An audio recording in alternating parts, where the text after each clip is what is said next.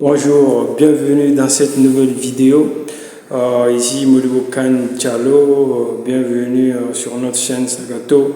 N'hésitez pas surtout à vous abonner à cette chaîne et à activer la petite cloche pour ne plus rater aucune de nos vidéos qui vont être publiées sur cette chaîne prochainement. Alors, je vais vous parler d'une histoire qui m'est arrivée tout juste hier soir. Hier soir, j'avais amené un véhicule au lavage pour qu'on le nettoie et tout ça. Donc, quand je suis allé, il était à peu près 21h, 22h, quoi. Donc, je suis allé, il y avait à peu près deux ou trois véhicules, voilà, qu'on lavait. Donc, moi, j'étais obligé d'attendre, quoi. Du coup, le chef de la laverie a garé a pris ma clé, a garé le véhicule à côté en attendant qu'il y aura de la place pour que voilà, il puisse commencer à laver mon véhicule. Donc du coup, j'étais assis pour voilà, attendre en attente. Donc du coup, il y avait des jeunes qui étaient assis, qui faisaient face au lavage. Donc, je me suis approché d'eux, je les ai salués et ils étaient, je crois, deux personnes, je crois bien.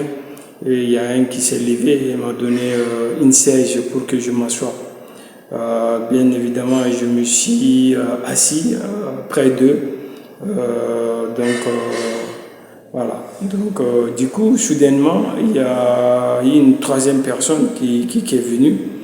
Et quand cette troisième personne est venue, le monsieur qui m'avait donné la chaise préalablement pour que je m'assoie venait encore me demander, une fois que lui-même il a donné sa propre chaise à cette troisième personne-là qui était venue, il est revenu vers moi pour me dire de lui remettre sa chaise. Je vous dis les amis, c'est quelque chose qui m'a tellement surpris que j'allais vraiment réagir d'une manière violente, quoi. Donc, en tant qu'un homme sage, éclairé, donc je lui ai demandé, il me dit, il faut me donner ma chaise. J'ai dit, quoi? Ma chaise? Il dit, mais je ne comprends pas, c'est toi-même qui viens de me donner la chaise, non, pour que je m'assoie. Il me dit oui, que maintenant, il y a une troisième personne qui est venue, lui, il a remis sa chaise. Maintenant, lui-même, il n'a plus de chaise, il ne sait pas là où s'asseoir. Donc, du coup, comme il m'a donné la chaise, maintenant, il a besoin de cette chaise-là. Et il veut que je lui redonne sa chaise. Il dit, mais non, ça ne se fait pas. Comment tu peux me dire ça? Comment tu peux me faire lever d'une chaise que tu m'avais donnée? Du coup, ces deux autres personnes qui étaient là m'ont fait signe, quoi, m'ont fait un clin d'œil. Voilà, c'était pour me montrer que c'est un gars qui n'était pas en possession de toutes ses facultés mentales. Donc, en tout cas, c'est ça qu'ils n'ont pas parlé, hein. C'est-à-dire, ils m'ont fait un langage corporel, ils m'ont fait des clins d'œil, des signes à travers les yeux et tout ça là, pour me montrer que le gars en face de moi n'est pas en possession de toutes ses facultés mentales. Du coup, je devrais savoir y réagir. Donc, quand ils m'ont dit ça, soudainement, j'ai compris. Voilà, donc je me suis calmé parce que voilà, c'est quelque chose qui commençait à m'agacer en fait. Donc, du coup, je suis redescendu sur terre. Et voilà, donc j'ai dit, mais monsieur, donc laisse-moi m'asseoir, c'est toi-même qui m'as donné la chaise, comment tu peux venir me faire lever encore? Donc il y a ces deux autres personnes-là qui lui ont dit encore, ah, mais comment tu peux lui faire lever alors que c'est toi-même qui lui as donné la chaise, laisse-le, il va chercher une autre chaise encore à la maison, voilà, donc laisse-le, et il va te chercher, il va te trouver une autre chaise. Voilà, c'est comme ça qu'il m'a laissé et il est parti pour trouver une autre chaise et encore il est revenu s'asseoir. Et comme vous le savez, au Mali, ici, les jeunes font du thé. Il est venu, il a commencé à faire son thé. Voilà, donc et la causerie a repris, quoi. Donc, soudainement, au cours de leur causerie, moi j'étais là, tout calme dans mon coin, j'étais assis. Voilà, mais je ne participais pas à leur causerie, à leur débat, j'étais assis seul. voilà, dans mon coin en attendant qu'ils terminent de laver le véhicule. Donc, au cours de leur discussion, comme j'étais assez proche d'eux, voilà, j'entendais ce qu'ils disaient. Donc, j'ai vu que le monsieur qui était venu pour me faire, pour me retirer sa chaise, était un monsieur qui a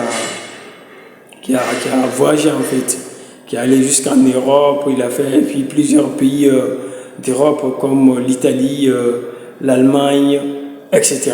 Donc au cours de leur discussion, c'est ce que j'ai entendu en fait.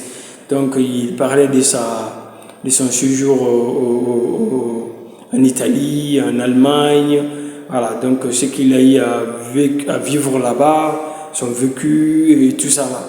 Donc bon, c'est à travers ça que je me suis dit quelque chose dans la tête. Je me suis dit, bon, certainement, ce jeune homme a voulu aller en Europe, voilà, pour trouver une meilleure vie, en fait. Une meilleure vie, un meilleur avenir, afin de se prendre en charge lui-même et surtout prendre en charge sa famille.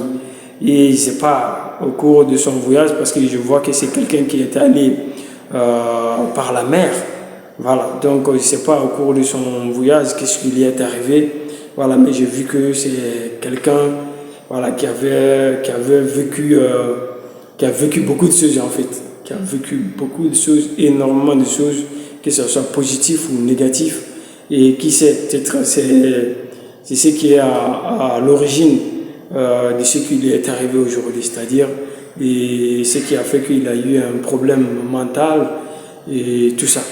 Donc, bref, donc, vu son état aujourd'hui, c'est que c'est quelqu'un, il n'est revenu avec rien en fait, rien du tout. Voilà. Au jour d'aujourd'hui, même pour avoir l'argent et s'acheter de la cigarette, pour lui-même, c'est un problème. Donc, cela dénote quoi? Cela dénote que voilà, c'est l'une des causes, l'une des conséquences de ceux qui quittent leur pays pour aller faire fortune en Europe en fait. Donc le fait qu'ils traversent tellement de difficultés, de péripéties, voilà. Donc si Dieu seul sait ce qu'ils rencontrent au cours de leur trajet. Donc ce gars-là, certainement, il est arrivé des choses qui lui ont fait vraiment perdre ses facultés mentales. Et surtout, le plus difficile même, c'est quoi? C'est qu'au jour d'aujourd'hui, c'est un gars qui est retourné dans sa ville natale, dans son pays, mais avec rien en fait. Avec rien en fait. Donc tout ça là, c'est pour non seulement donner des conseils aux jeunes, pour leur dire ok, partir en Europe c'est très bien, mais à quel prix? Dans quelles conditions? Et pour y revenir comment? C'est très important. Je crois que le cas de ce monsieur-là m'a fait réfléchir vraiment à des fois. Voilà, donc ça m'a donné des conseils. Voilà, même quand je suis rentré chez moi, je suis rentré vers 23h après que le véhicule a été lavé. Je suis rentré, voilà, je pensais au cas de ce jeune-là.